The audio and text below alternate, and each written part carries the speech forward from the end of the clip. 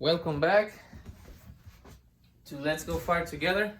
Today we are going to discuss attacking and just some simple patterns of attack and how to train them in your practice sessions. Okay, so we're going to do this for the one I have coached the most, the 7v7, and then I'll show you what it would look like on the 11v11, and I'll try to do real quick what it would look like. Sorry, the 9v9 and then the 11v11.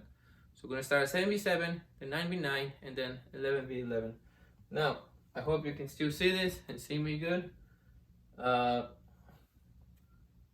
We usually do the red, but I'm on this side, so we're gonna do the yellow. We're gonna have goalie. We're gonna have the way I like playing, the two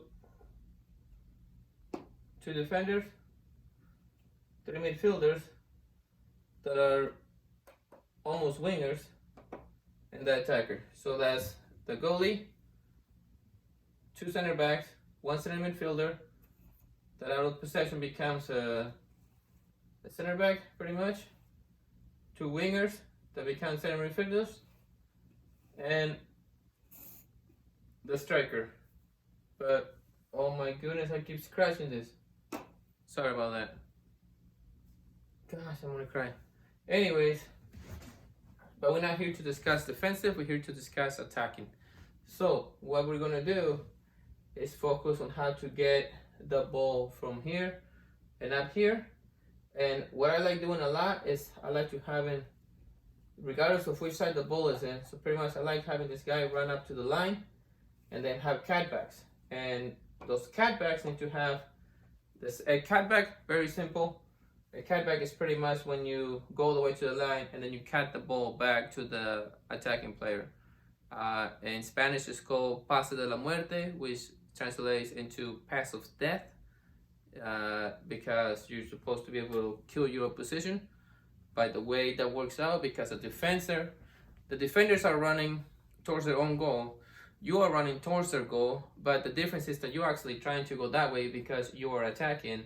And it's really hard for a defender to be still positioned between the player and the goal, keep their form, keep their footing, and actually know when the ball's coming to attack it, because they run in this way and they need to attack the ball to go this way.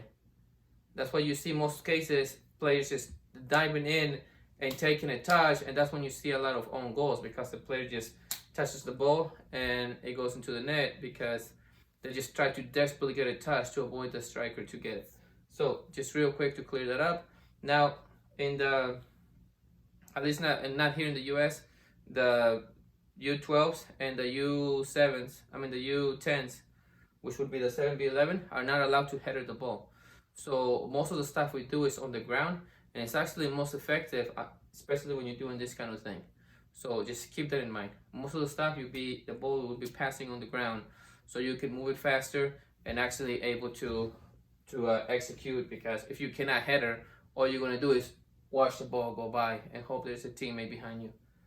Anyway, let's get to it. So these players in attack, there will be only one behind, playing one-on-one with the last attacker. If we have the ball here, I want this guy going all the way and then cutting back. I want this guy going to the first post. This one's going to about the penalty, between the penalty spot and the top of the 18, and this one to the back post. But in this space, between the 6 and the 18. The 6 and the 18 is just the 6-yard box right here for the goalie, and this is the 18-yard box. Again, that changes according to age, but still everybody understands the terminology as far as the measurements. Now, he'll bring it here, and he'll send it back. Now, this guy can offer support here, and if there's a lot of pressure and he can't send it, then we'll get a pass back here, and then we'll get we'll get a cross in. If the ball gets, if we cut it back, we want it on the ground. If we have to bring it here, if we have a lot of bodies, we want to put it on the air towards the second post or the penalty spot, because we don't want to lose the ball here and then have to run back knowing that there is attacking players in our backs, and then we're going to be on a counter where now the other team has possession of the ball, has advantage on numbers, and then we are completely lost in that regard. So, he'll bring it here, and he'll send it back. Now, this guy can offer support here, and if there's a lot of pressure and he can't send it, then we'll get a pass back here, and then we'll get a cross in. If the ball gets, if we cut it back, we want it on the ground. If we have to bring it here, if we have a lot of bodies, we don't want to lose the ball here and then have to run back knowing that there is attacking players in our backs, and then we're going to be on a counter where now the other team has possession of the ball, has advantage on numbers, and then we are completely lost in that regard. The way you would practice that is I want you to, I don't have cones per se, but I want you to just think of these blue things as cones. All right, you're gonna set up 3 cones. You're gonna have your left midfielder, your center striker, and your right midfielder here. The coach can be right here, or actually ideally I want your coach down, put it right here. I want the coach over here. It's a pretty pink. Anyways, I want the coach over here in the half field. And again, if we're attacking from this side first, what we want to see is we want to see this player supporting. So this player can literally start just right behind the 9th. Okay, this one's going to stay here, and you can still have him play there. Even though he's actually not going to run nothing, you can have them stay there, and then you can just have the players rotate. So you have this guy go here, this guy go here, this guy go here, and this guy go back. You know, just rotate him to the right, or this guy come here, and then this one goes forward. However you want to do it, just make sure everybody gets to play, unless you already set on certain positions and you don't want to move the players around. But you should still rotate at least the 5 with the 4 as far as the support player. And you're gonna do it on the other side too, so they'll be able to support from the other side. So this is how it would work. You will pass the ball in here, so sure, this will be your right center back. But then from here, the 8 needs to peel off, get it past here, and everybody needs to move quick. Check in and then come out. You can set up cones here. So set up a cone here and a cone here and there, but just so the players understand, you can set up, I'm gonna put it like a circle here. Pretend there's a cone here. Pretend there's a cone here. Pretend there's a cone there. Because what we want is the players to attack those positions and then back off, because that's when you peel defenders off of you. You run towards the space you want it occupied, and then you run back. So the defender, you use the defender's momentum against them. So they're running towards their own goal, and then you come back because you know what you're doing. You need to know what you're actually going to do, expecting the ball to come back to you, and then you can hit it in fully composed and with the defenders completely out of the way. So you come in here, you pass the ball, excuse me, you pass the ball to the 8, who will just, ideally you want to do on 1 or 2 touches. You pass the ball here, and then we're going to set up a cone almost all the way to the line. Because what you want from this guy is you want to go all the way with the ball. Now, when this pass happens, when the pass from the number 8, your center midfielder, okay? Call it what number you want. You can call it a 6, you can call it an 8, a 5, whatever. But I like to call it an 8 because it's more of an attacking midfielder, even though he's got to defend a lot. But you get the pass from the center midfielder into the space. The moment the pass comes, then everybody starts running towards their positions. When the player gets to the wing, this guy also runs, okay? Only to this position, because he can be support there, and at the very least, what he does is if there's an attacker here, he drags that attacker back, so there's not a 2-on-1 against our guy, it'd be only a 1v1. So worst case scenario, he at least has a chance to fight for it.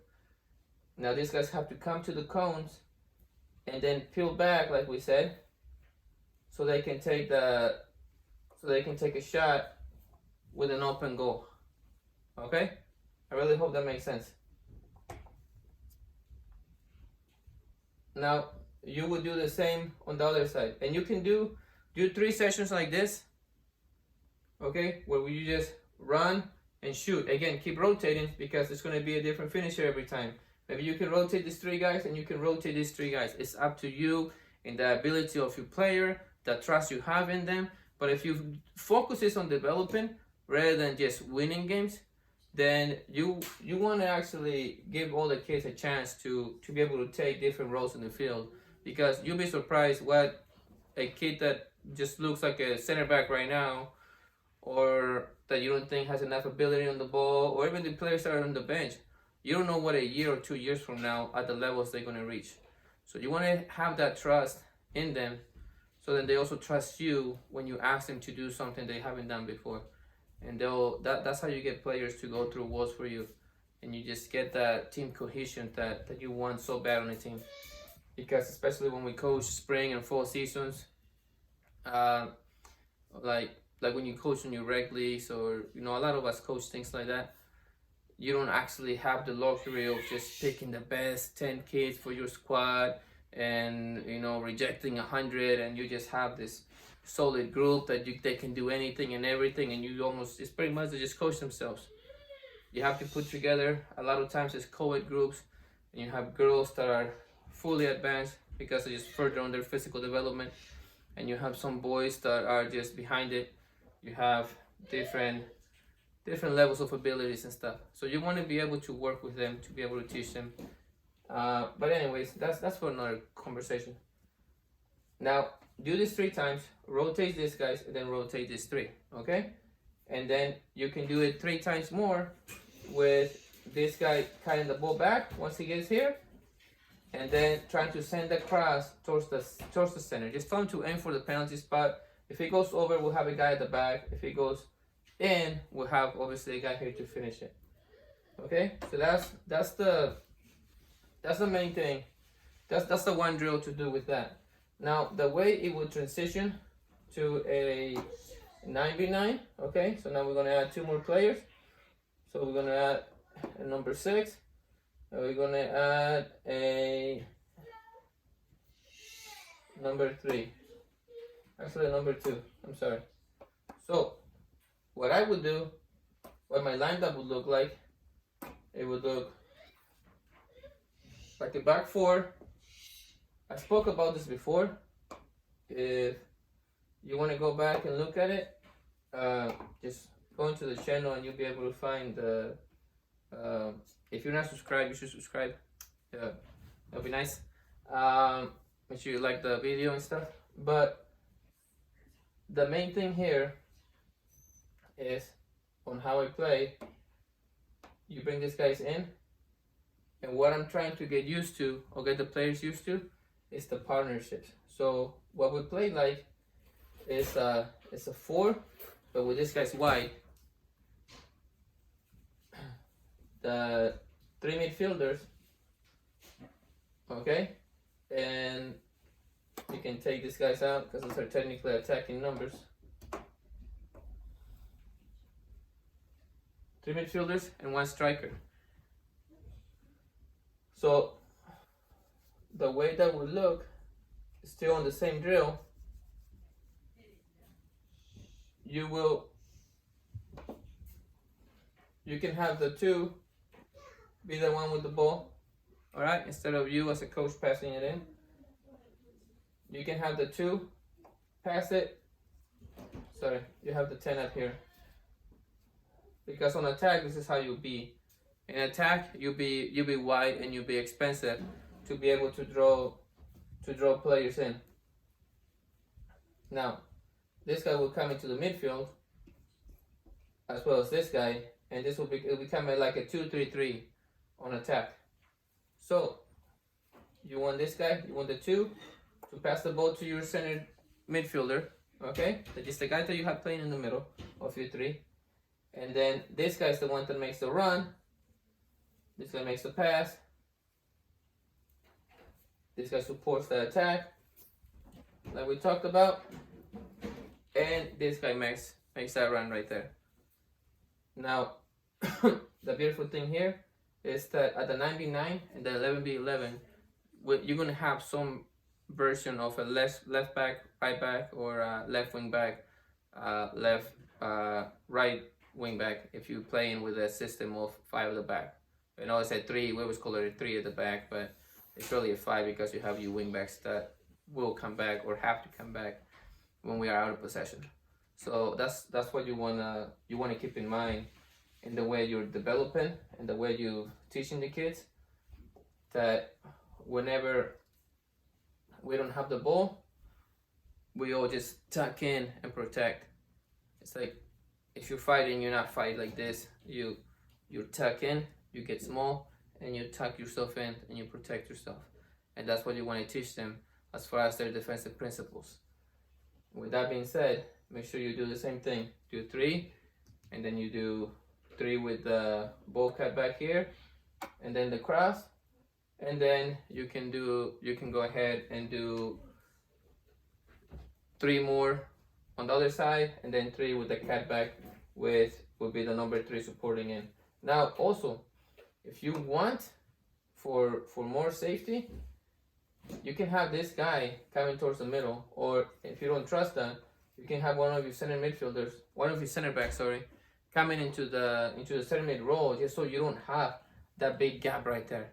Because I don't like having big spaces in between my line, because if you leave it like that, if you notice, we just have 2 lines right there.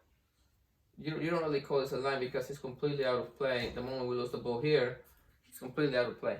So what I would do is I would have one of my center backs practically become a center midfielder, just to be able to slow down the attack. And if you watch soccer, just think of how good example would be Stones for Manchester City. The way he plays as a DM when they are attacking, but if you notice, he tucks in, and Rodrigo goes out more into attacking roles, becomes almost an 8 to free him up, so he can actually be able to hold this position. So the moment anything bad happens, the moment things go south, there's at least a body here, and you don't have just players running towards your back 3, and you're actually suffering the thing that you're trying to cause to the other team. So just always be mindful of that. How do we look like if we lose the ball? So just be mindful of how you are attacking, but also always keeping in mind how you look when you're defending. Again, think of it like if you're fighting. When you throw a punch, how do you cover yourself? Because you don't just put your other hand down and be like, well, I'm just going to swing it because I'm going to kill with this. That's not how it works. Unless you like Conor McGregor or something like that. Alright? Which I'm not, so I always cover myself. Anyways, I'm not encouraging fighting. I'm just telling you guys and giving you different analogies so you understand where I'm coming from. Now, on the 11v11, I'm sorry this video has gone long, but I just wanted to be able to explain this. It's one simple drill to do an attack. Same thing, start with the 3 cones, but now you actually would have your attackers. Because what we will do is we will play a 4-3-3, or if you want to play it a 4-2-3-1, which that's personally my favorite lineup. You play it like this, and this is your 4-2-3-1. All right, easy as that. Now on attack, they're going to be expensive. They're going to be up. All right. Now this is where it gets really pretty, because on the same drill, you have the 2. Sorry about that. You have the 2 be able to pass the ball to the 6. Okay, and then when it's in this side, it's going to pass to the 8. Don't have the players rotate out that way. You just at this stage, you can just have these guys rotate within themselves. So this guys can rotate this way, and this guys can rotate this way, just so they can get different exposure. And again, if you want to change these guys, then you can add them to the rotation. But at the 11v11 level, because of the age, because of the skill that they have or lack, you will already know what each player's strength is and what is their deficiencies and what is it that they're actually going to be able to do. Like your number 5 may actually not be able to cope with the pace that your number 2 has to be and the stamina. So if you're not going to ever play him there, then it's almost pointless to do that. You almost just want to rotate him in with your 6 then. Have him to be a diverse is the wrong word. Multifunctional. Have them encourage your players to be multifunctional, but within a way that they're actually going to be successful. So you will pass the ball to the 6. That's your first. Okay, and the second cue, the second pass, remember, is the cue for everybody to run. So we are all on sides there, and this is your second pass. Excuse me. And as we're running there, this guy runs to his position. Now the number 10 runs into an attacking position. So does this guy. And this is where it gets really nice, because now you actually have midfield. and you can be very expensive in the way you attack, because now you still have 3 at the back to be able to hold anything that goes bad. You have 2 defensive midfielders that are going to be able, they should be able to pass the ball, because you don't want to just get it there and boot it when you have 5 players in front of you on an attacking position that should be able to break down or cause some damage to the opposition. So what you want to do from here is, if we are attacking from this side, and again, this is just me, if you feel like I'm being naive because I don't have anybody there, I just want to be completely empty at the back, okay? It's like when you in the bed and you try to cover your head and you uncover your feet, so you never want to pull it up where you are like in a disadvantage excuse me, on this end of the pitch. So I will still have this guy coming here so he can support, so I will still do 3 this way, and you can have this guy stay wide and this guy come in. If you want, you can do that, but if you're not going to be able to get the ball all the way over there, then it's better if we have control and we are attacking from this side anyways, because this way, if the ball gets clear, then we can finish it from here or look for a pass.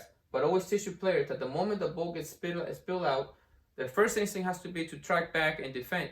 But if one of our players is in possession, then what we need to do is we need to get back on side, because this guy will be offside there. We need to get back on side and we need to open our bodies in a way that by us moving away from the goal, we pull defenders away so this guy can have a shot if the defenders move. And if they don't move, now we have a guy open in between the spaces to be able to receive a ball on an attacking position and be able to finish it up. But that's what we always want to do. The moment it goes south and we recover the ball, then you want to be able to recycle it. But in order to recycle it, everybody's got to be able to spread out again and think about it like it's like another attack. Not just like, oh, that didn't work, so we just gotta go back and defend now and let's just pack it in. That works if that's what you have to do and that's what you want to do if you don't have the ball. But if you gain the ball, you want to keep it, and if these guys move, take a shot. If not, then just don't. But at this point, you can actually start adding defenders. On my 7v7, I would have only maybe a midfielder, an attacker, and one guy at the back to defend. Just depends on the levels. If you have a really good team and they're really strong, and you know they have ability, then maybe you can ask 2 defenders. You can add defenders, or to be able to make it more challenging for the attacking if they're just having it too easy. And you also, when you add new defenders, you want to teach them what is it that they actually supposed to be doing, and don't just throw them in there and be like, well, you just kind of sit here and clear the ball. You want them to be able to have a mindset. That's why I always, at a minimum, have one here, and one here.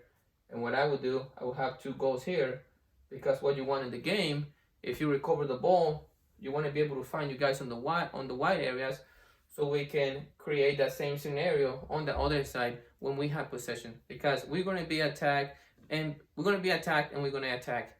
And what you want is that when you get possession of the ball, you don't just try to always stab it through the middle and get stopped, because teams will figure that out. You want to try to find the wide areas, and that's why we have them score here. And if they score, if the 3 defenders start going against you, 7 attackers score, then they get 2 points, while the attackers only get 1 point for their goal.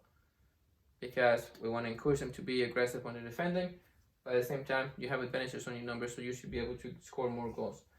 When you play in the 9v9, I would have 2 defenders, if you can handle it, 1 here and 1 here. And then again, on the 11v11, I would actually have 2 attackers, just to make these guys more aware of the counter attack, because that will happen. And if anything, you can actually set this goal about 3/4 of the field if it's movable, so you can actually have a more, and you can move, you can have your goalie there and everything, just so it can be a more realistic scenario of what the game will actually be like. And the fact that the moment you lose the ball, everybody has to pack it in and protect each other, protect the team, protect the goalie from shots. But from this position, again on the 11v11, make sure you always telling you guys that if it comes back to them, recycle it or finish it. Don't just sit on the ball and lose it, because if they lose it, make sure they understand more than likely it's going to be 4 attackers going against our 3 defenders. So you don't want to find that scenario, and you don't want to get counter-attacked like that. That's why they need to finish that play. So make sure, again, you do 3 crossing it in and 3 cutting it back. And if you want to do something more fancy and have it cut back to the 6 and have the 6 cuts it to the second post, if you have the level of skill, more power to you. But if you don't, then at the very least, teach them that with simple movements, runs into the space, and by making the opposition run towards their own defense, and then you coming back, opening your body. By opening your body, remember, it means that you can see where you want to go, so you can see the goal, or at least who you want to pass the ball to, and you can see the player that's sending you the ball. So if I'm receiving the ball from this way, I don't want to be turning like this, just worry about my defender and making sure he doesn't see me, or he doesn't get onto me. So even if the defender's there, what you want to do is you want to run, back off, so with his momentum, he just loses his footing for a second, and that should give you enough time so when the ball comes, you just take a touch and finish it, or you hopefully finish it first time. But that will come with your practices, and just do it over and over again, and it'll make you good. It'll pay it off. In time, it will pay it off. You just have to make sure you keep teaching them, and you keep teaching them, and you keep getting at them. Why is that they're doing this? That's what I try to do when I coach. You show the kids what you want them to do. You show them how to do it, and then more importantly, you teach them why. You teach them why is it that we're trying to cut the ball back. Why is it that we're not just booting it from here and hoping that we get it at the top? Why is it that, and let me know if you want me to make some other videos, because we can also discuss about, winning the second balls, finding the third man, how to coach that, how to teach that, how to work that into a team, so it actually works, instead of just you sounding like a philosopher and talking to your kids about all these fancy things that they don't even understand what you're talking about. So forget about actually being able to implement it, and then the games you're just frustrated because they don't play the way you want them to play. Teach them, coach them, tell them what to do, show them how to do it, and explain to them what is it, why are they doing that, and they'll believe you, they trust you, and they'll go through walls for you. So with that being said, let me know in the comments what else you want me to make videos about. Also, hey buddy, sorry, my son is coming here. Look, a what? Turn that off. Okay, get out of here then. Sorry about that. Go. I apologize for that. Anyways, again, I apologize for that. Please subscribe, and make sure you like the video, please. Thank you guys. Have a good one.